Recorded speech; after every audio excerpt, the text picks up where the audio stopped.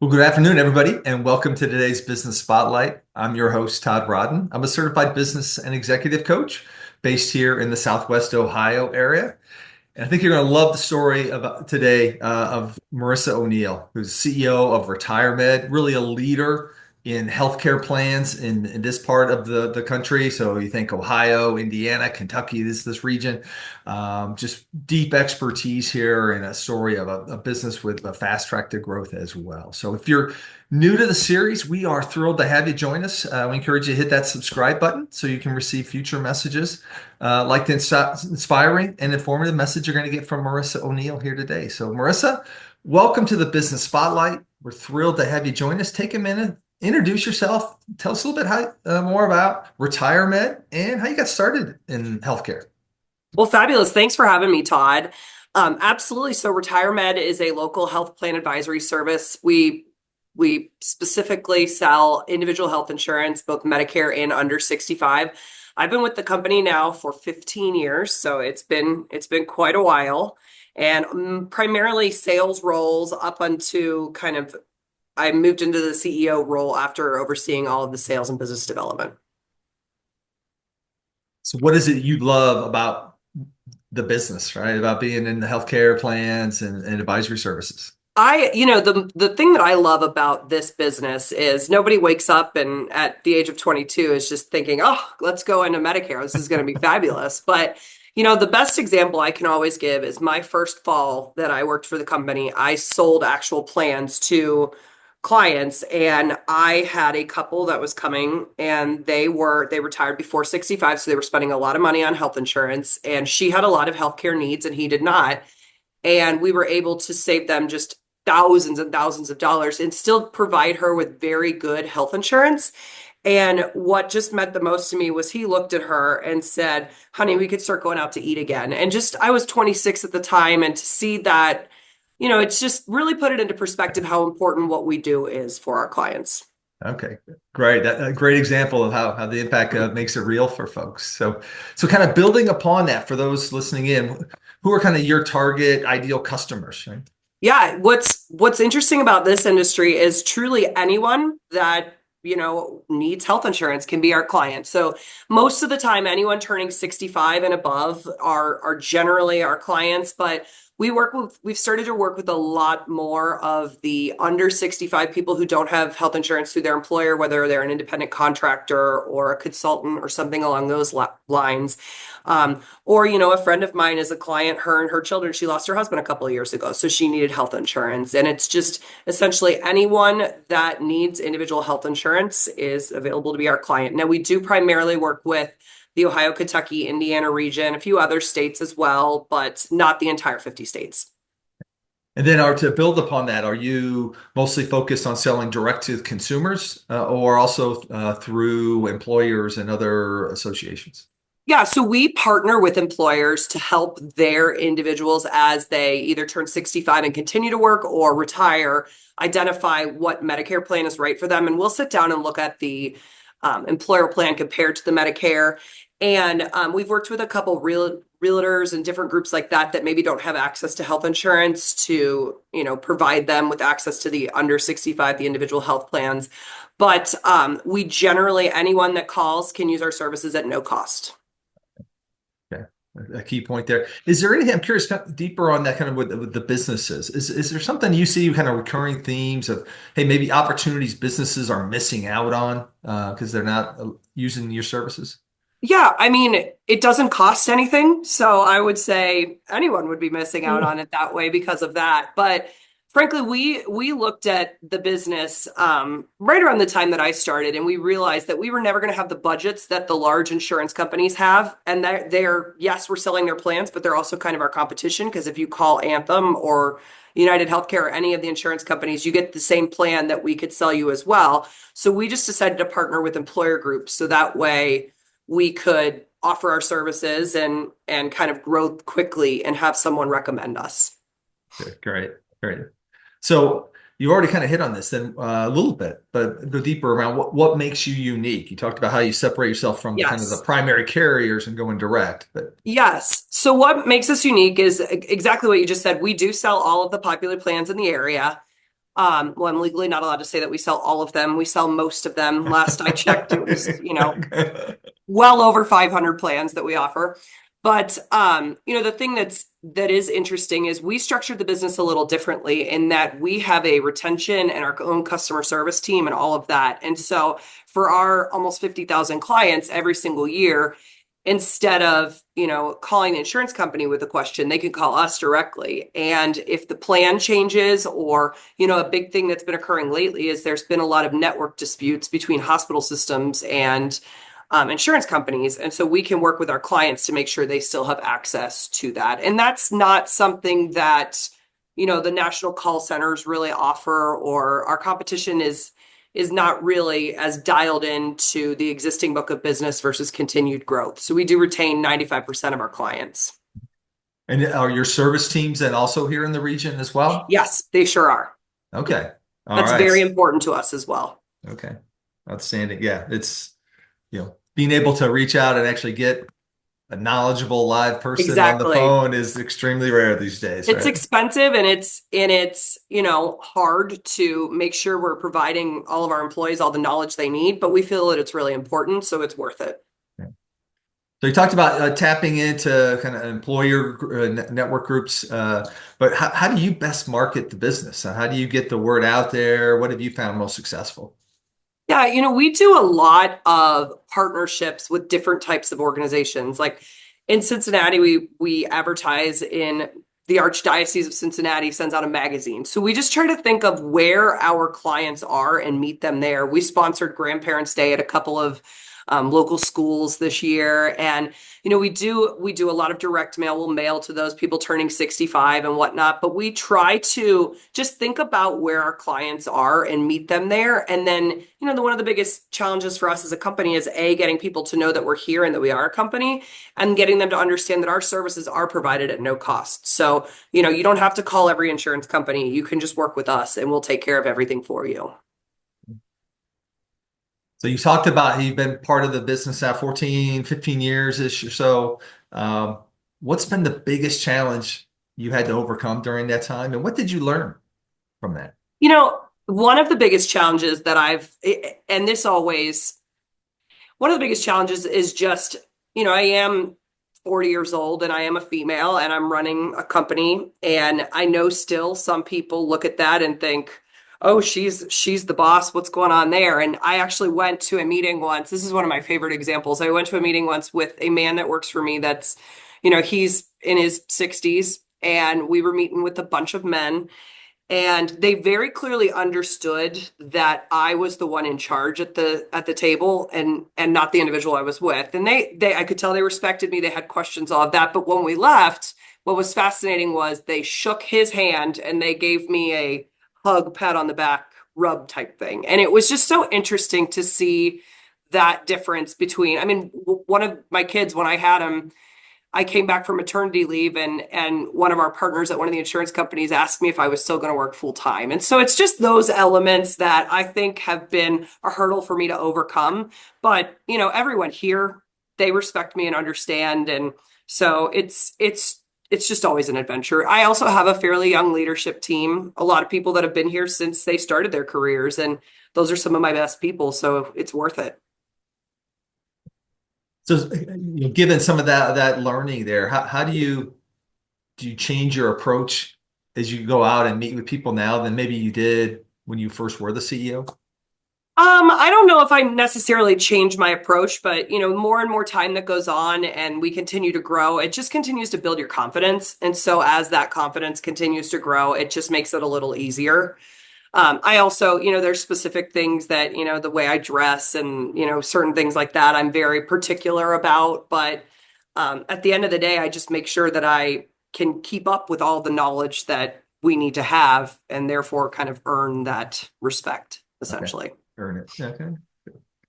So kind of flipping that coin as you look out the front window now, what's the challenge or two that you and the team have in front of you? I would say that easily our biggest challenge is getting good people. We generally keep a lot of the people. In fact, three of the first employees that the company ever had, one of them is still here and two of them have retired from here. So we do have a lot of longevity with the company, Okay. which is something we're very proud of. But, it's just so hard to find people. Like I said, Medicare isn't what most people graduate from high school or college wanting to go into as an industry. And, health insurance, especially right now, it's an interesting topic. And so just trying to find good people, train them the way that we can. I've learned different ways and different, groups like yourself that I can continue to send people to different external options to continue to better and further their career. And that's just something I'm willing to do because it is hard to find good people right now.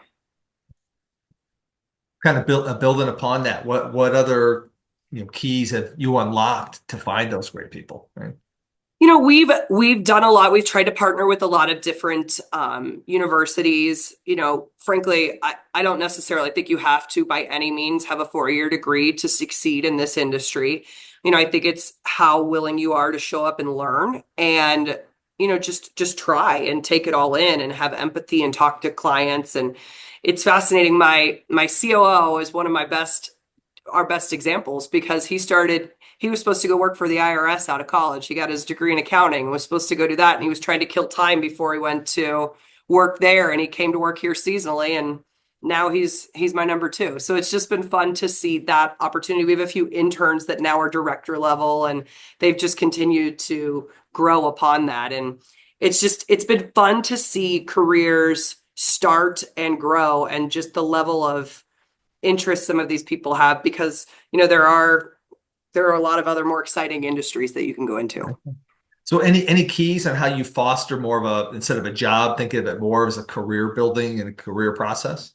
Yeah, we spend a lot of time talking about what are different external development options for people. And I constantly tell my team, at the end of the day, all we do is sell individual health insurance. So if we don't know all that there is to know about it, we're going to have a problem. So I constantly am encouraging our employees to, follow what's going on in the news. So much of what we do, if the government does this, so much of what we do is just adjusted by that, essentially. And so we're constantly looking at, what's going on in the news, what's the government doing, what are the insurance companies doing, what are the trends indicating. And I just spend a lot of time trying to find options for my people to go outside of the company to take different courses at different facilities. Or, we've done some things with Sinclair up in Dayton, University of Dayton, University of Cincinnati, the Gehring Center, Aileron, just a lot of facilities that encourage growth of people.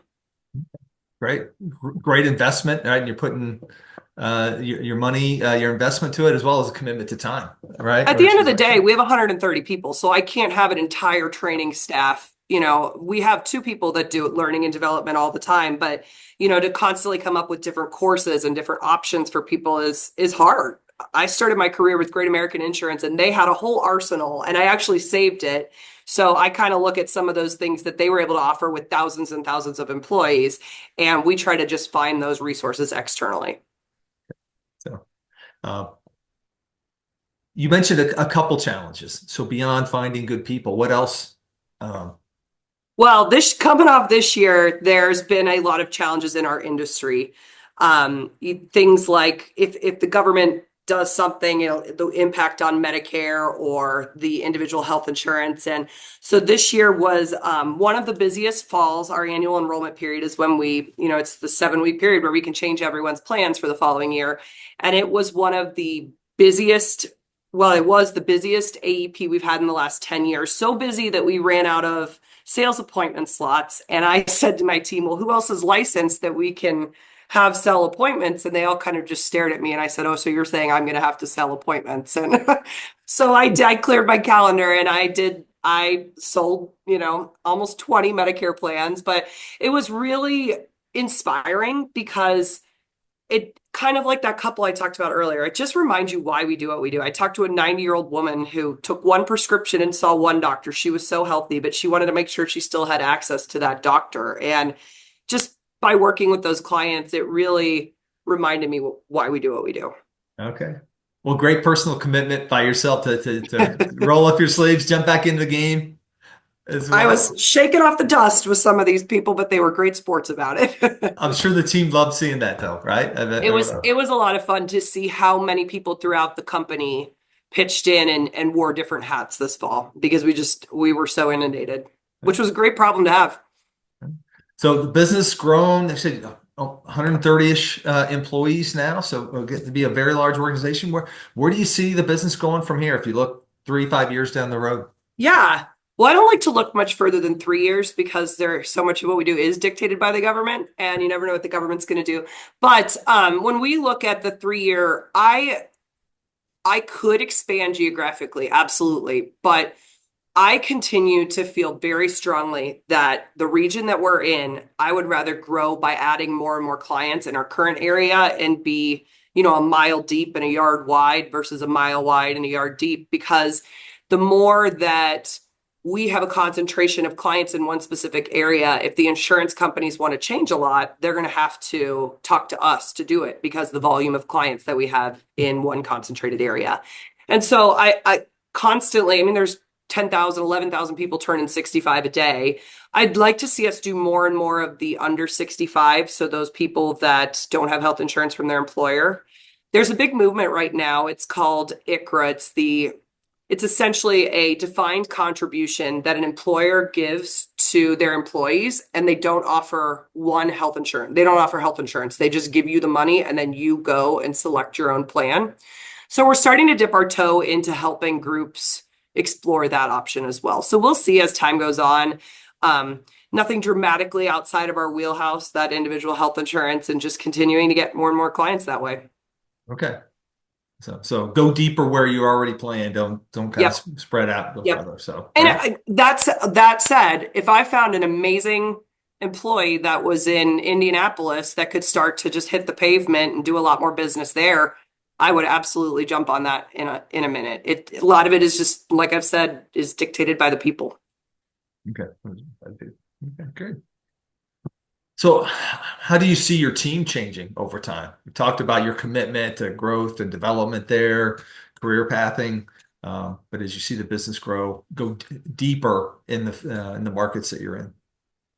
I think one area that we have yet to really identify is we have a good HR leader, but I think that maybe even one step up from that, we might have to expand our footprint over the next few years into the maybe a chief people officer type role as we continue to grow and further careers and whatnot. I think that'll be an important area just to make sure that as we're continuing to be busier and busier with the team that we have, we're adding the right folks and we're doing the right things for our people and exploring those options. I hired a new executive this year, and it was the first time we'd done that in years. And it was someone I knew in the industry. And it was the first time we really hired someone like that. And it's been a fabulous addition to our team because there are things that we didn't even know that we could ask for, or things that we didn't even know we could do that he came in and said, well, why don't we just call this insurance company and ask them to do that for us? And so that element of it has been really interesting too. We just didn't know what we didn't know. Okay. Yeah, no, great example because sometimes if you're great with kind of home growing your talent, Yes, they don't have a lot of outside perspectives, right? And as you get bigger, correct. you need more of that, right? So that's Which on that note too, we struggle with sometimes because some of the people that we get as interns and then they join us as recent college grads and they're with us for years, they don't understand that some of the things we do for our employees are unique and some of the perks that we really are, we invest and commit to, not every company does that. And so I think that's important as exactly what you just said. The homegrown folks, sometimes it's a blessing and a curse. yeah. Are there certain, so you talked about the kind of the HR, people leadership. Are there other skills you see becoming more important in your industry that I you're think the taking more knowledge emphasis of on? what Yeah, the knowledge of what's going on in the industry as we continue to see changes in politics and, I was just watching a video today from one of the industry CEOs of one of the insurance companies, and he was talking about how he thinks that getting rid of employer health insurance would be one of the fixes for this industry. And it's just really interesting right now to try to guess where the insurance companies are going, the government's going, and trying to just kind of keep our finger on that pulse. So we've been spending more time talking to other people in the industry, attending conferences and whatnot, we think we're excellent at what we do, but what else is out there? So you've been, part of the organization for a while, been leading it for quite several years now as well. So what do you view as your key success and what do you wish you knew then that you know now? Well, you know, I think one of the keys, the reason that I've been successful is that if I don't find the way in, I just keep asking questions and keep talking to people until I can find a way in. And when I was right out of college, when I worked for Great American, I my job was to call on different insurance agencies down in Texas and try to get them to write business with Great American. And I was 23 years old and from Ohio, and I'm going to San Antonio talking to some of these good old boys about writing insurance for us. And they don't, I mean, I remember my pen broke in one meeting, it spilled ink all over me. And so they didn't have much interest. And so I realized that I needed to go find the younger guys at the office and get in with them and do everything I could to take care of those folks. And then the ripple would happen and other people would hear. And so I still kind of live by that philosophy, in that if the obvious way doesn't work, I'll just kind of find an alternative and I'll keep asking questions and keep talking to different people and find the way in. Does that is lots of other entrepreneurs watching this podcast, kind of newer in their game, all right, with leading a business? Is that the key point, or is there anything else you'd want to share with them? I think you just never know who's going to be able to help you. So ask questions and talk to a bunch of different people. It's been amazing to me. One of the girls I went to high school with sent me a message on Facebook recently because her brother is a CFO at a hospital system, and he had some Medicare questions for her, and it just popped into her mind that I was an option that could help her. And so it's just that type of thing. You just never know where something's going to come from. So talk to everyone, be kind to everyone. It's amazing to see how you just never know who's going to be there to help you out, give you a leg up. So you seem very passionate about growing and developing your teams. So with that, what are you trying to learn these days? Is there anything particularly you're reading up on, trying to study around, So testing I new? do, I read a lot. Frankly, my husband would say that I don't read a lot, I listen a lot, and that's cheating. But I think, consuming the books counts. But I do mix it up. Sometimes it's my outlet, so I'm not always reading deep, business books. But there was a book by, I was thinking about this earlier because I'm one book away from my reading goal for the year. I was looking at my favorites that I've read this year, and Will Guidara wrote a book. Oh shoot, I can't recall the name right off the top of my head. I apologize, but it's Unreasonable Hospitality. This And hospitality. Yep. yes, have you read that? No, but I've listened to him on several podcasts. Very intriguing. Yeah. Yeah. Yeah. He came to speak to a group that I'm in, and from there, I just kind of went down this rabbit hole and I read/listened, and I enjoyed that one because he actually reads it himself. But to listen to his philosophy on, if what you do is so specific, but you can go above and beyond and do everything for your clients to make them feel a different way, that's something that you can't take that back. And so I think that that's, whether it's a restaurant, a salon, or any type of service industry, I think that book is just fabulous to read. Some of the things they've done have just been so interesting, so above and beyond, but also really interesting. Right. And a perfect fit, as one of your leading items is that you lead with service, right? So, Yep, yeah, exactly. great. So as we wrap up here today, what are the best ways for folks they want to learn more about RetireMed or stay connected with you? Yeah, you can go to retiremed.com. We've got a whole host of information on there, whether it's, you can watch a video of me talking about Medicare Part A, B, and C, and D, and all of that, as well as to get started. Individual health insurance as well. Retiremed.com is probably the best way to get started. So final question. What are you inspired by today, Marisa O'Neill? Well, today, Todd, I would say that I'm inspired by our clients. And we actually had our all employee meeting and Christmas party last Friday. And we kind of went through the year as a wrap up. And then we talked about, why do we do what we do? And one of the women there, I gave the story about the 90-year-old that I just mentioned. And one of the women there, I said, does anyone else have a story they want to share? And the story that she shared, just real quickly, I'll tell you, it was a couple, and the amount of money they were spending on their health insurance, we showed them a different opportunity, and it was going to save them over $10,000 a year. And they called the next day and told her that their daughter had been diagnosed with breast cancer, and she was having a double mastectomy in January, and the amount of money that they saved was going to be able to pay their grandkids' tuition to help her out. And it just was Wow. so Exactly. It was so inspiring and it gave you that good feeling because most people think health insurance, especially right now with everything going on in our country and in the world, it's not generally health insurance that gives you the warm and fuzzy. So that one was able to do so. All right. Well, what a perfect example, right? Yeah, I mean, truly has to be fabulous in terms of not only motivating yourself, but your team, right? When they can see that it kind of really did. impact, right? A lot of So, teary eyes when that story was shared. yeah.